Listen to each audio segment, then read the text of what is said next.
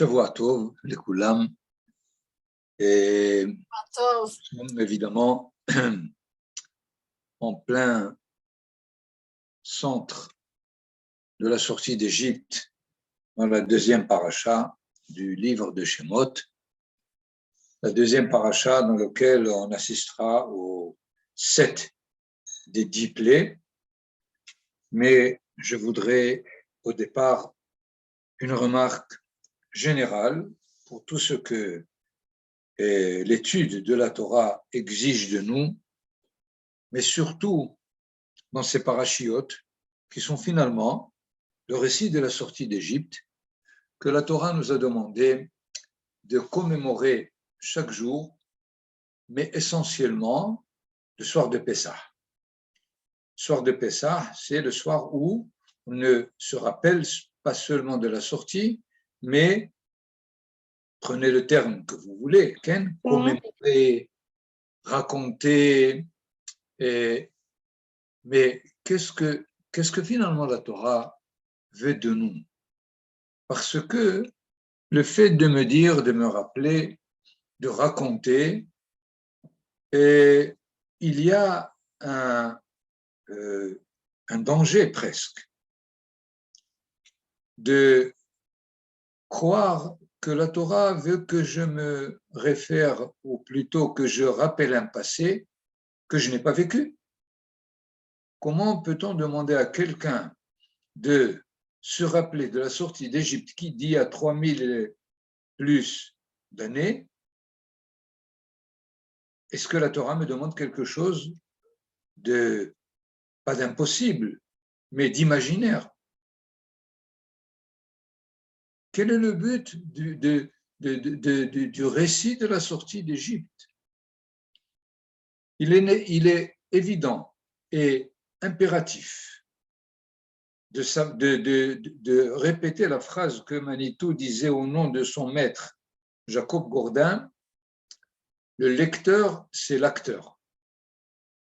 En tant que quoi, la Torah me parle à moi. Elle demande que moi, je comprenne la sortie d'Égypte de telle façon que je puisse en sortir. Il ne s'agit pas de raconter une histoire qui est passée, mais cette histoire qui est passée contient, à la limite, tous les paramètres possibles et les figures, les 4 figures de l'esclavage, de l'asservissement, de la dépendance, desquelles je dois être conscient au niveau national ou au niveau individuel. Chacun de nous, quelque part, est un petit Paro. Paro était le modèle par excellence, mais quelque part, si je comprends exactement qu'est-ce qu'était Paro, probablement que j'en suis fait d'un petit quelque chose de ce Paro. Donc, il faut mettre en garde le fait que la Torah me demande de me rappeler du passé. Et dans ce sens, il s'agit bien de savoir comment j'étudie la Torah pour bien comprendre que je suis concerné aujourd'hui par ce qui se passe à travers ce que j'étudie. Voilà donc cette remarque que je voulais, sur laquelle je voulais insister. Et finalement, il me semble que là, au-delà des textes nécessaires à étudier, il est encore plus important pour moi de faire une sorte d'introspection, et de faire marcher mon imagination au point où je peux presque vivre ce que les Hébreux ont vécu, et de ce qu'ils ont vécu, ils ont été obligés de sortir de cet asservissement. Et de là, nous pouvons commencer à étudier les premiers versets de la paracha Vaera. C'est une des parachiotes sur lesquelles je fais la remarque suivante. Le dernier verset de la paracha Shemot qui précède c'est Akadosh Baruch Hu qui réagit à l'objection de Moshe Rabbeinu, qui lui dit « Pourquoi m'as-tu envoyé ?» Voilà que non seulement je n'ai pas réussi ma mission, mais j'ai compliqué encore plus l'esclavage. Donc, c'est inutile. Le peuple souffre encore plus. Moi, je n'ai rien changé. Et évidemment, le chapitre 6, verset 1, dans la paracha qui a précédé, Vayomer Adonai el Moshe, Dieu dit à Moïse, Ata tiré Asher Asher et Paro, maintenant tu vas voir ce que je vais faire au Pharaon, qui biat Hazaka Yishallechem, biat Hazaka Yigarshem Artso, avec une main très forte, il va les renvoyer et de sa terre elle-même. Et c'est la paracha Vaïra qui commence. Dieu parle à Moïse et lui dit « Je suis l'Éternel ». Finalement, c'est la réponse immédiate à l'objection de Moshe. Or, voilà que les Hachamim ont coupé les parachiotes là, et c'est dans une semaine où on lira la réponse qui a été donnée immédiatement à Moshe Rabbeinu. Il semble que les Hachamim veulent nous dire qu'il y a là un saut qui a été fait. Je vais même essayer d'expliquer qu'il y a un changement de programme complet. Et le changement, finalement, va nous être éclairé par ce que Akadosh Baruch Hu va, dans son discours, faire une sorte d'exposer l'histoire entière et comment il pense qu'elle va évoluer. Rapidement, il lui dit Va'era el Abraham et Yitzhak ve'el Yaakov el Shaddai. Je me suis fait connaître au nom de El Shaddai, mais Ushmi Hashem, mais le tétragramme n'était pas pour eux expérimenté et conscient de ce qu'il est. Hakimoti et Beriti itam, j'ai établi une alliance avec eux, de donner la terre de Canaan, de leur donner à eux la terre, mais aussi j'ai entendu les cris des Bnei Israël et je me suis souvenu aussi de l'alliance. Conséquence, la haine. La haine, traduit très littéralement, c'est pour cela que je voudrais ici insister sur le Rashi qui dit la haine alpi ota ashvoa. Selon le sermon, le fait que je me suis engagé par une shvoa au patriarche et mort l'ivnei Israël, dit au Bnei Israël, ve'otzeti etrem, ve'itzalti etrem, ve'ga'alti etrem, ve'lakahti etrem, les 4 termes de la Géoula qui sont à l'origine des 4 verres de vin, de coupe de vin que l'on boit le soir de Pessah. C'est-à-dire, il y a là des éléments nouveaux qui n'ont pas été jusqu'à présent rappelés dans la paracha de Shemot. L'élément qui est clair ici, c'est la Brit, c'est-à-dire l'alliance qui a été contractée avec les patriarches. Et plus encore, le rappel d'une shvoa. J'ai plusieurs fois expliqué la différence entre Brit et shvoa. Dans une alliance, on est 2. Dans la shvoa, on est tout seul. C'est-à-dire, ou bien on va comprendre cette alliance et participer comme on peut à cette délivrance, ou bien cette délivrance se fera dans un sens unique. Akadosh Baruch Hu, c'est lui qui va immédiatement réaliser ce qu'il veut, contrairement et dans une contrainte pour faire sortir les Hébreux. Et nous savons que ça a été plutôt la contrainte que la volonté de sortir qui a été le moteur de cette sortie d'Égypte. Mais revenons. Le fait donc d'écouter le tout à la première personne,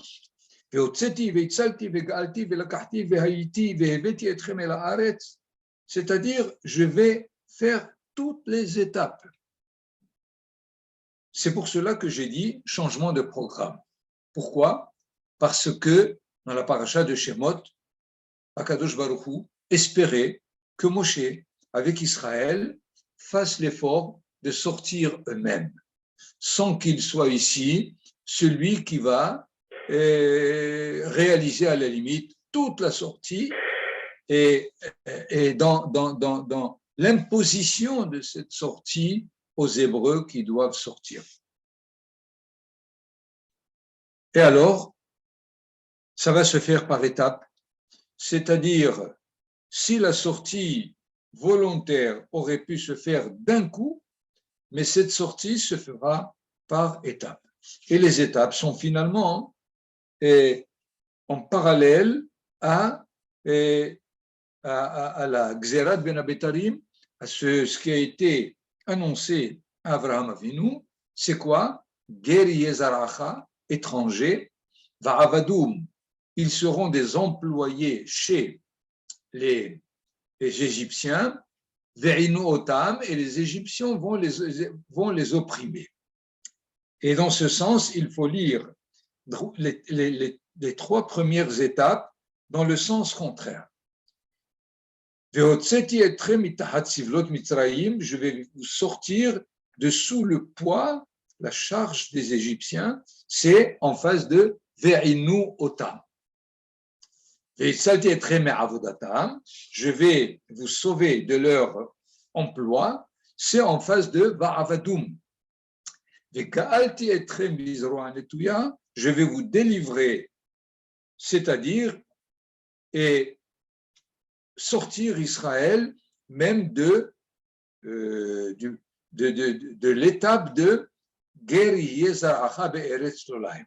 Donc, les trois étapes sont claires. Il faut maintenant essayer de sortir dans le sens inverse, évidemment, du plus pesant jusque moins grave. Et la quatrième,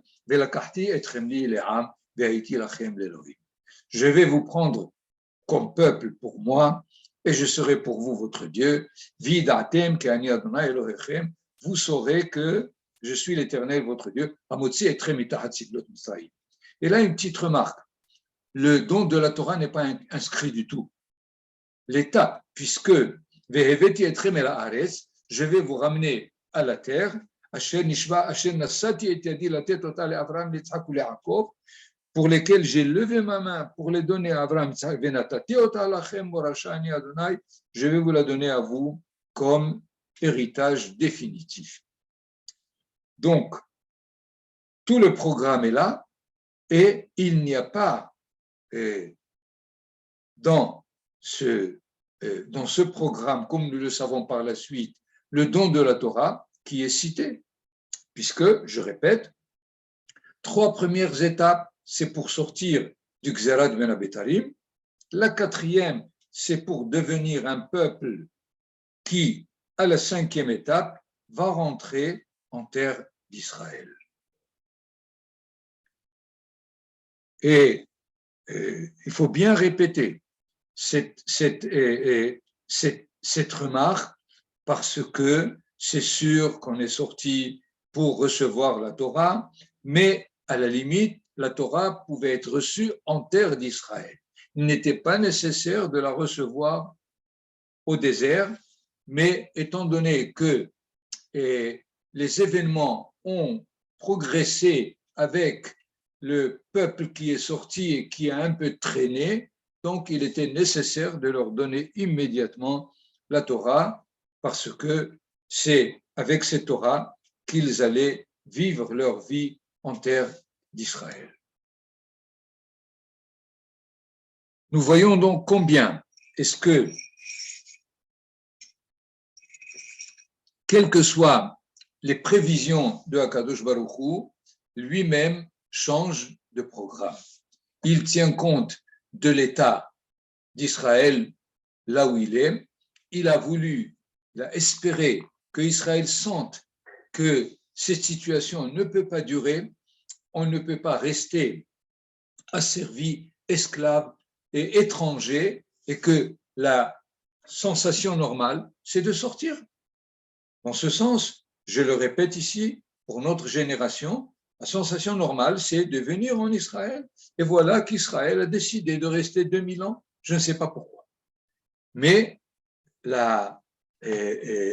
l'enseignement, la moralité, nous le voyons, elle est encore,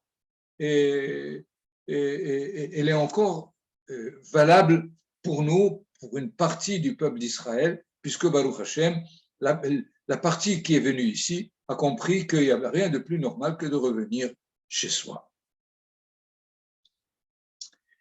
Pour revenir maintenant à l'esclavage ou l'asservissement, il ne s'agit pas de l'esclave grec, de l'esclave romain, ou du noir d'Afrique, ou du noir d'Amérique. Ce n'est pas de ça qu'il s'agit. L'asservissement se trouve à différents niveaux. Ou bien, par exemple, économique, dépendre de l'autre au niveau de ma subsistance. Il est nécessaire de bien comprendre que Akadosh Baruch Hu nous demande d'être capable, indépendant, de prendre notre métier afin de pouvoir avoir notre parnassa. Je répéterai peut-être la remarque suivante. Nous savons qu'il y a la mitzvah de la tzedaka, donner l'aumône aux pauvres. Conclusion, plus il y a de pauvres et plus on fera la mitzvah. C'est vrai.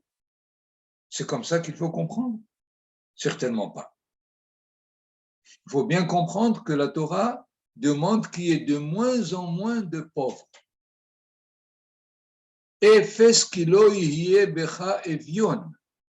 Dans la paracha de Re'e, elle demande que j'espère qu'un jour il n'y aura pas du tout de pauvres en Israël.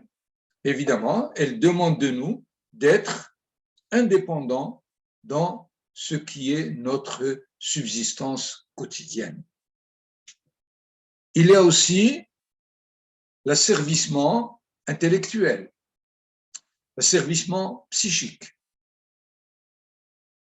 L'asservissement psychique, c'est le fait de ne pas être conscient des tendances personnelles. On a tendance à quelque chose. Cela ne veut pas dire que toutes les tendances sont négatives, mais il faut les vérifier. Parce que la tendance première, c'est d'être égoïste. C'est de se trouver d'abord au centre. C'est nous qui avons le droit de. On ne dit pas c'est nous qui avons le devoir de. Et dans ce sens, il y a des tendances psychiques à vérifier. Il y a aussi les tendances intellectuelles. Nous pensons d'une certaine manière. Est-ce que c'est de cette manière qu'il faut penser? Il faut poser la question. Malheureusement, il y a même ceux qui se placent au niveau de formules des Hachamim et de la Torah pour être les plus conservateurs statiques. Vous savez qu'il y a le terme, ce qu'on appelle Hadash Asur Mina Torah. C'est une formule qui concerne le monde halachique, évidemment, que tant qu'on n'a pas apporté le Homer, la mesure d'orge, le lendemain de Pessah, on ne peut pas manger de la nouvelle récolte. C'est ça le Hadash Asur Mina Torah. Qu'est-ce qu'on a fait? On l'a déplacé et de dire toutes les idées nouvelles, c'est interdit de la Torah. Évidemment, c'est faux. Il est bien clair que le monde évolue et la halakha doit évoluer et l'étude de la Torah doit évoluer. On ne peut pas penser aujourd'hui ce qu'on a pensé il y a 1000 ans de la Torah.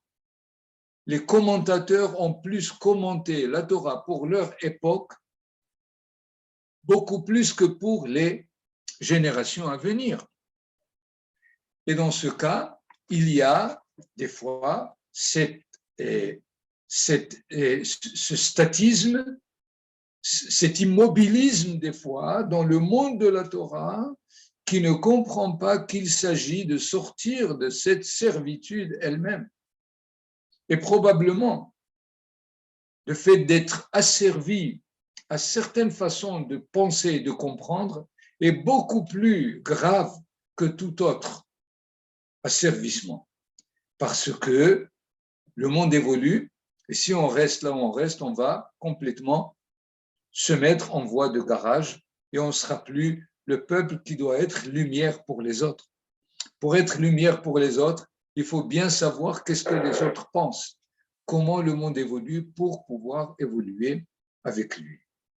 Donc, les façons d'être asservi n'est pas l'esclave à qui on donne des coups et dont on dispose de même de sa vie elle-même.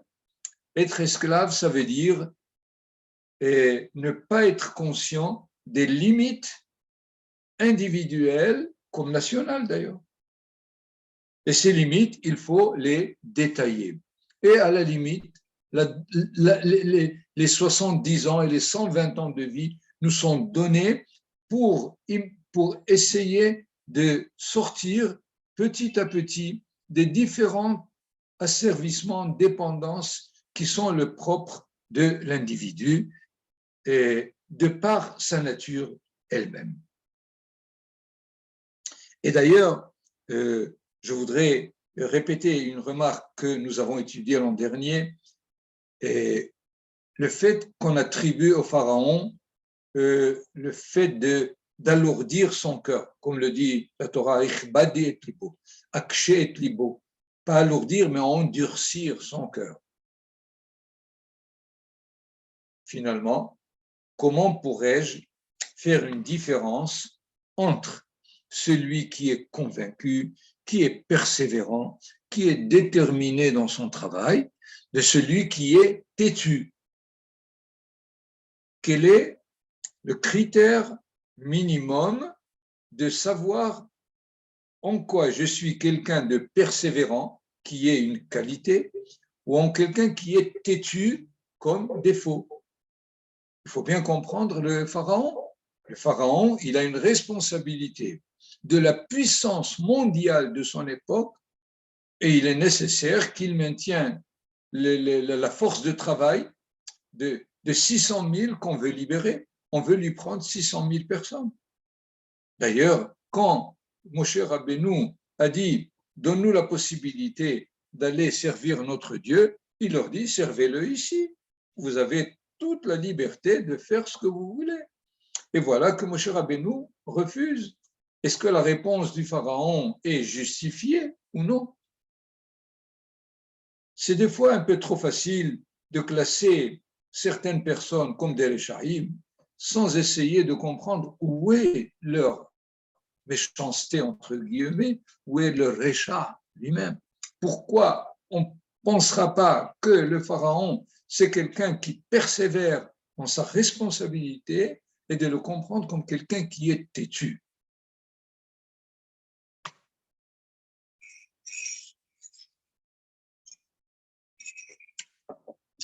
Je pourrais donner un élément de réponse parce qu'il faut évidemment énormément fouiller cette question pour répondre dans toutes les directions possibles. Premier élément de réponse, c'est que Moshe Rabbeinu vient et dit au pharaon « Koamar Adonai Elohei Ha'ivrim, shalach et amim ve'avduni » Voilà ce que le Dieu des Hébreux voudrait que tu fasses. Quelle est finalement la réaction de Paro? Chapitre 5, verset 2. Vayomer Paro mi Adonai asher eshma bekol. Pharaon dit, qui est ce Adonai dont tu me parles, Asher Eshma Bekolo, de la voix de quelle je dois entendre le Shalach et Israël pour envoyer Israël. Lo yadati et Adonai, je n'ai pas du tout connu, Vegam et Israël lo Ashaleach. Donc, il répond doublement aux deux propositions. Première proposition de Moshe, fais connaissance avec notre Dieu. Deuxième proposition, et renvoie Israël de cet esclavage. Et le Pharaon répond non aux deux questions, aux deux propositions. On pourrait comprendre à la deuxième, qui est de renvoyer Israël, étant donné que, nous l'avons dit, tout son royaume va immédiatement aller à la perdition, parce que il y a des ingénieurs, il y a des architectes, il y a des grands. C'est une force. Il l'a déjà senti au premier verset de Shemot. Il est aussi bien dans la quantité nombreuse et dans la qualité, il est puissant. Donc, renvoyer 600 000, c'est faire faillite. Mais à la première question, fais connaissance avec le Dieu des Hébreux. S'il n'était pas têtu, il aurait dit, Bevakasha, je suis là, informe-nous, toi Moïse, de ce Dieu, et je voudrais en prendre connaissance. Finalement, ça ne te, pour l'instant, ça ne t'engage en rien du tout. Mais voilà qu'il dit, je ne veux pas connaître lo yadati. Il ne dit pas, ani mukhan ladat, je suis prêt à connaître. Et voilà donc l'élément de l'entêtement chez la personne, chez l'individu, qui croit des fois être quelqu'un de persévérant, quelqu'un de convaincu, alors qu'il est têtu. Pourquoi? Il n'accepte pas d'écouter l'autre. Et là, finalement, commence la servitude qui va se développer dans les niveaux les plus aberrants. Parce que, à partir du moment où on ne veut pas écouter l'autre, on ne peut que évoluer de façon négative dans cet entêtement, au point où finalement, pour le Pharaon, on va lui faire 9 leçons qui sont les 9 plaies pour essayer de lui apprendre quelque chose de ce Dieu des Hébreux qui, lui, veut le bien de toute l'humanité. Il ne veut pas le bien seulement de son peuple. Évidemment, son peuple, maintenant, il est presque en danger. Il a besoin de le faire sortir. Mais à l'origine, et Akadosh Baruch Hu, il est le Dieu de toute l'humanité et il veut ce bien de l'humanité, évidemment, à travers Israël, puisque jusqu'à présent, aucun peuple n'a pris sur lui de mener l'humanité à bon port. Il sait que seul Israël, étant donné l'histoire des patriarches qui ont pris cette initiative, qui veulent sauver l'humanité, alors leurs descendants, le peuple d'Israël, va prendre sur lui cette mission tellement difficile. Et dans ce sens, et lorsque Akadosh Baruch Hu, dans notre paracha, expose à Moshe Rabbeinu son programme, il s'agit seulement évidemment que d'Israël. Voilà donc les premiers points importants qu'il faut tirer de ce que Akadosh Baruch Hu donne à Moshe. Et dans ce sens, d'ailleurs, nous savons que Paro, à partir de sa façon de s'adresser, de réagir à ce que Moshe Rabbeinu lui propose, il va aller jusqu'à quel point? À se prendre pour Dieu lui-même. Pourquoi? Parce que quand Akadosh Baruch Hu envoie Moshe Rabbeinu pour annoncer au Pharaon la première plaie, qu'est-ce qu'il lui dit? Lech el Paro, au chapitre 7, verset 15, Lech el Paro baboker, va très tôt le matin, pas parce qu'il va commencer sa journée avec ses ministres. Il sort vers l'eau. Ça veut dire quoi? Il va faire ses besoins. Et pour lui dire, descends de l'idée que tu te fais de toi-même, que tu es Dieu, tu n'es simplement qu'un homme de chair et de sang qui a besoin de manger et de se dégager. Finalement, nous apprenons de là que le pharaon exposait vers l'extérieur le fait qu'il était divin, qu'il était un Dieu qui n'avait même pas besoin de faire ce qu'il faut, et il a fait croire à tous ces peuples, et à lui-même d'ailleurs, qu'il était de ce niveau.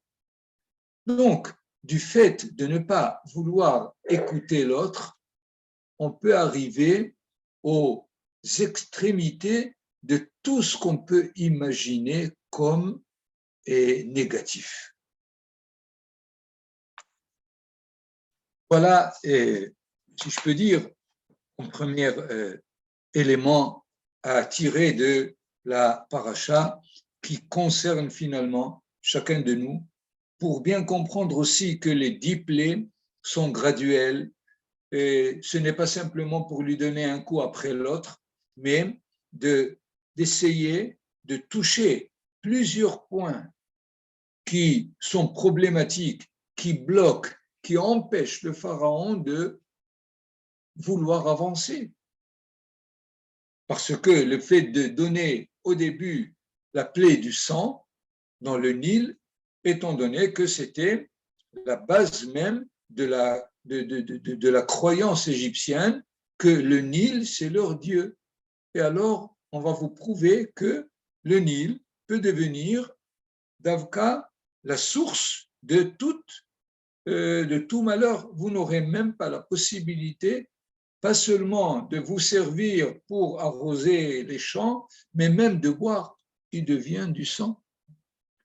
Finalement, il faut étudier les plaies comme élément d'étude, d'éducation, de mettre en question chaque façon, chaque tendance de penser, de comprendre et d'essayer de la changer. Donc, les plaies ne sont pas des coups, mais ce sont des leçons d'éducation.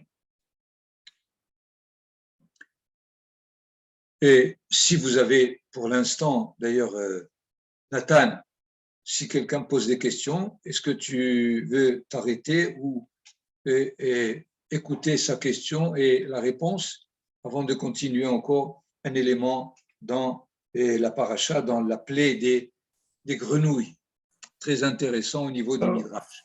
Comme le souhaite le Rav. Comment?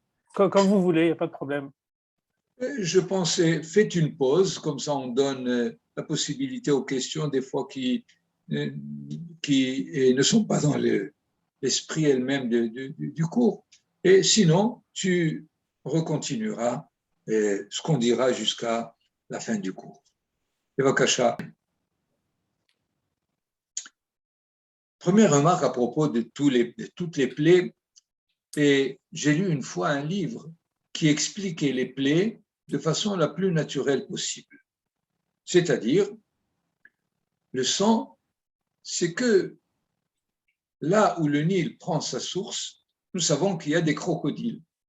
Et ces crocodiles, ils ont attrapé une maladie, ils sont morts, et leur sang a coulé dans le Nil et il est arrivé jusqu'en Égypte. C'est tout. Évidemment, quand le sang et les grenouilles qui sont dans le Nil sortent, et les grenouilles font tellement de dégâts que la terre commence à faire sortir des poux. Mamash. Et il explique toutes les plaies comme phénomène naturel. Un enseignement important, c'est que les plaies ne sont pas dans le sens du miracle surnaturel ou au-delà de la nature. À la limite, je ne sais pas, on peut imaginer, tout d'un coup, Moshe Rabbeinu, il lui dit au pharaon, tu vas voir de quoi je suis capable, tous les Égyptiens vont marcher la tête en bas et les pieds en haut. Ah, il peut le faire, certainement, mais c'est pas ce qu'il fait. Il transforme ce qu'il transforme dans la nature en restant à côté de la nature, mais de façon exagérée, puisque des sauterelles, il y a des sauterelles en Égypte. La plaie du Shehin, des boutons de la lèpre, eh ben, l'homme peut attraper des boutons. Même le Hosher, l'obscurité, eh ben, c'est une éclipse de soleil. C'est-à-dire que la plaie est quelque chose qui est à double enseignement. Tu peux la comprendre du côté d'une nature qui se révolte, qui change, ou bien il y a un enseignement à tirer. Vous voyez combien est-ce que la plaie n'est pas simplement donner des coups à ce rachat et l'affaiblir, mais de lui donner la possibilité d'interpréter. Et finalement, le pharaon interprète mal. Pourquoi? Parce que avec la plaie du sang, qu'est-ce qu'il dit? Allez, je vais amener mes sorciers, je vais amener mes hartoumim, et ils vont eux aussi faire. C'est ça ce qu'il fallait tirer comme conclusion. Et il l'a fait aussi au moment dans la plaie des grenouilles, mais ces sorciers ont calé à la troisième plaie. Ils n'ont pas pu faire sortir, comme nous dit le texte, les poux, comme Moshe Rabbeinu a réussi. Et ils ont dit, Etzba Elohim hi, c'est la main de... On ne peut pas, voilà. Mais finalement, qu'est-ce que Moshe Rabbeinu? Il reste le chef de tous les sorciers. C'est-à-dire, et à la limite, nous voulons comprendre ta sorcellerie, toi Moshe. C'est comme ça que les Égyptiens, le pharaon, interprétaient les plaies. Là, immédiatement, enseignement pour nous et pour tout celui qui vit sa vie. Akadosh Baruch Hu envoie des enseignements. La question, est-ce que j'interprète comme il faut l'enseignement que Akadosh Baruch Hu m'envoie? Comprenez donc, il y a ici encore le fait que le pharaon et les Égyptiens nous renvoient des façons d'interpréter la réalité. Et nous verrons dans la paracha de Bo le fait qu'avec la plaie, me semble, la 7e plaie qui était la grêle, immédiatement le peuple vient au pharaon et dit, écoute, ça suffit, tu ne vois pas que l'Égypte est en train de se perdre entièrement. Ils n'ont pas pu tirer la vraie leçon, qu'il y a un Dieu des Hébreux qui est le maître de ce monde. Ils ont voulu arrêter ces plaies parce que ça les gênait. Or, ce n'est pas de ça qu'il s'agit. Il s'agit de tirer les vrais enseignements. La vraie conclusion, et je le répète, chaque homme sur cette terre doit être en mesure de pouvoir interpréter correctement ce qui arrive. Ce n'est pas facile, c'est sûr, c'est très, très, très difficile. On peut passer toute sa vie à côté, même. Mais si on est conscient, on peut avoir l'aide de Akadosh Baruch Hu et on lui demande de nous aider à comprendre ce qu'il nous envoie. Vous voyez donc combien l'étude très proche du texte nous apprend pour nous et pour l'ensemble d'ailleurs de toutes les puissances, comme aujourd'hui, il y a la corona, interprétation. Qui est-ce qui peut me donner l'interprétation? Parce que c'est un phénomène mondial entier qui persiste et chacun le comprend comme il veut. Il y a même ceux qui le comprennent en ne se vaccinant pas, même pas. Donc, je voudrais ici m'arrêter pour encore essayer de montrer combien est-ce qu'il faut et comment il faut étudier les événements pour nous-mêmes, afin évidemment de nous faire évoluer, de faire évoluer l'humanité vers le but qui est vers Yemot HaMashiach et au-delà.